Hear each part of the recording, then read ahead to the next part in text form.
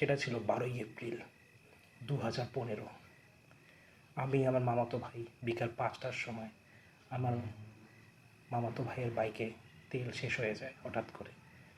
আমার ওদিকে কোনো পেট্রোল পাম্প থাকে না, এবং এই কথাটা আমি সত্যি বলছি। তো তারপর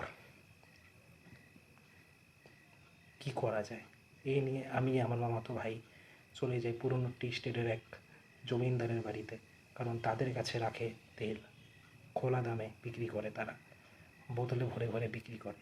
তো সেই আনতে আমরা চলি সেই টি স্টেটের গলিতে। যেই টি স্টেটের গলির কথা বলছি, সেই টি স্টেটের গলিতে ঠিক 1 থেকে 2 মাস আগেই একটা ইনসিডেন্ট হয়। সেই জায়গাটাতে একটা মহিলা আর একটা বাচ্চা ছিল। রাত 1টার সময় তারা যাওয়া আসা করছিল বলে হঠাৎ করে তাদের কেউ পা ধরে টেনেছিল এবং মলেস্ট করার চেষ্টা করেছিল, কিন্তু প্রথমে ভেবেছিল এটা হয়তো কোনো পার্সন না। তার ঠিক 1 মাস পর আবার এরকম ঘটনা হয় ও সিসি ক্যামেরায় ধরা পড়ে এই জিনিসগুলো অটোমেটিক্যালি হচ্ছে। ওখানে কোনো অস্তিত্ব ছিল না।